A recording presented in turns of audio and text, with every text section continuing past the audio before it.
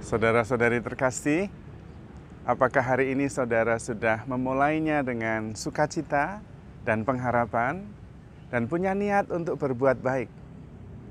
Semoga niat baik saudara diberkati Tuhan.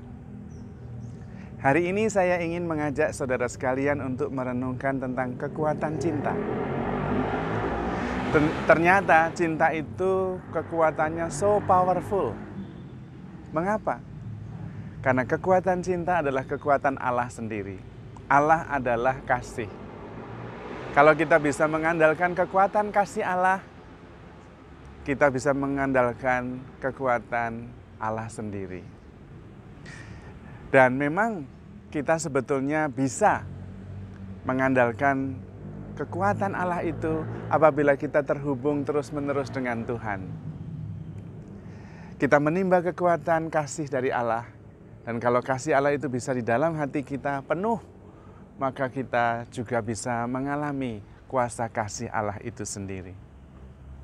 Sebetulnya ilmu pengetahuan juga sudah meneliti beberapa kasus tentang pengaruh kekuatan cinta kasih ini.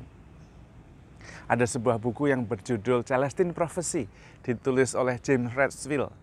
Dia melukiskan, menggambarkan betapa tanaman yang dibesarkan, ditanam dengan penuh cinta kasih, sering diajak berbicara, ternyata pertumbuhannya lebih cepat.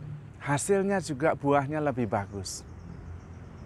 Maka kalau ada orang yang bertangan dingin, menanam apa saja hidup, bisa jadi karena ketika dia menanamnya dengan penuh cinta kasih, menyirami dan memeliharanya dengan cinta. Maka tanaman itu hidup, tumbuh dan subur. Itu tentang tumbuhan. Dengan binatang juga sama. Kalau Anda mempunyai seekor anjing, kemudian ada tamu yang penuh kasih, suka kepada anjing, anjing itu cepat gonggong tapi kemudian juga cepat mereda. Tapi kalau ada tamu yang tidak suka dengan anjing, biasanya dia gonggong terus, tidak berhenti-berhenti. Karena anjing juga bisa merasakan energi kasih.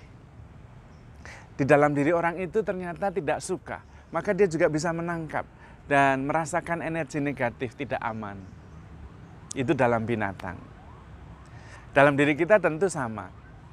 Kita seringkali bertemu dengan seseorang dan tiba-tiba bisa ngobrol akrab sudah seperti teman lama. Karena energinya cocok, ada energi cinta kasih di antara mereka. Tetapi sering juga kita bertemu yang berlawanan. Ketemu seseorang yang rasanya tidak nyaman untuk berlama-lama dengan dia. Kemungkinan besar adalah di dalam dirinya sendiri ada kegelisahan, ketidaknyamanan, dan kemudian itu kita bisa merasakan energi negatifnya. Saudara-saudari terkasih, kita semua diajak sebetulnya untuk bisa mengandalkan kekuatan cinta itu. Saya sendiri pernah mengalami. Di sebuah paroki saya bertugas, saya diminta untuk membantu mengusir roh-roh yang merasuki anak-anak yang kerasukan massal. Dan saya berdoa merasakan cinta kasih Tuhan memenuhi hati saya dan mengatakan kepada yang dirasuki, saya mencintaimu. Dan kepada yang merasuki juga saya mencintaimu, saya berjanji akan mendoakan engkau. Pergi ya, dia pergi. Tanpa berteriak-teriak, tanpa apapun dia pergi. Kekuatan cinta kasih saya mengalami sendiri. Juga dulu ketika saya menjadi provinsial, saya ingin ketemu dengan anggota saya. Dan ketika saya ketemu dengan anggota-anggota yang sulit, saya berdoa dulu. Menimba kekuatan cinta dulu dari Tuhan. Ketika saya sudah penuh dengan cinta kasih, saya bertemu. Dan saya bertemu hanya punya niat satu, mencintainya, maka pertemuannya lancar. Hasilnya baik. Tidak ada perlawanan berarti. Ketaatan dijalankan dengan baik. Bahkan saya seringkali menggunakan trik ini untuk memancing. Ketika saya mancing, saya bukan hanya melempar umpan, tetapi saya datang ke laut dan mengatakan, I love the waves, I love the sea, I love the sky, I love the fish. Baru mancing dan dapat ikan. Kekuatan cinta. Karena itu saudara-saudari terkasih, kekuatan cinta ini mesti kita timba terutama antara suami istri. Karena suami istri ini bukan hanya dua, mereka bukan lagi dua melainkan satu. Kalau relasi mereka sangat bagus, akrab, mesra, so powerful. Terutama efeknya terhadap anak-anak. Anak-anak pasti tenang, bertumbuh dengan baik, dan tidak rewel. Tetapi kalau cinta kasih antara suami istri ini tidak ada, atau cinta mereka terlukai, relasi mereka tidak bagus, efeknya juga kepada anak-anak.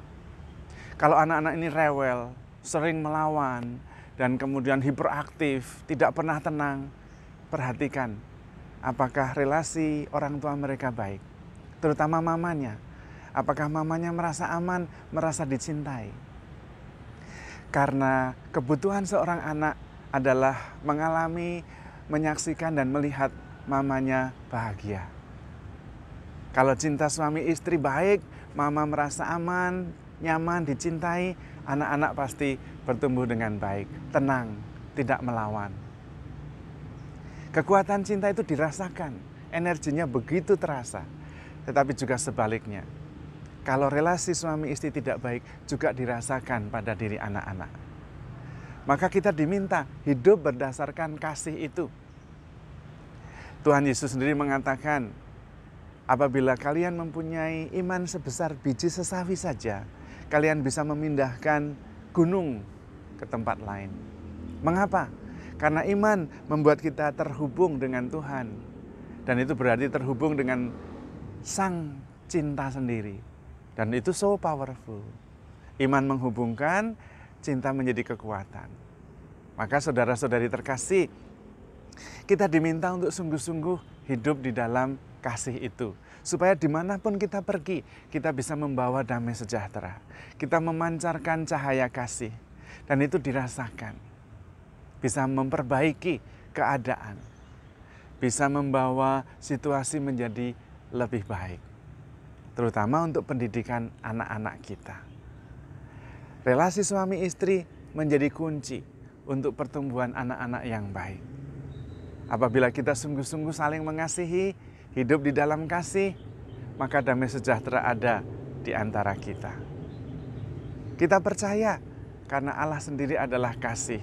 Dan kalau kita terus terhubung dengan Allah yang adalah kasih itu, kita berarti bisa menimba kekuatan dari kekuatan Tuhan sendiri. Dan bayangkan kekuatan Tuhan, so powerful. Maka mari saudara-saudari terkasih, kita hidup berdasarkan kasih dan kita terus menjaga relasi kita dengan Tuhan supaya kita bisa terus-menerus menebarkan kasih kepada saudara-saudari kita. Membawa cahaya, damai sejahtera, kerukunan, dan juga perkembangan pribadi yang baik. Dimanapun kita pergi, dimanapun kita diutus, wartakanlah kasih, bawalah kesaksian tentang Allah yang sangat mengasihi kita, dan kuasa kasih itu luar biasa. Tuhan memberkati.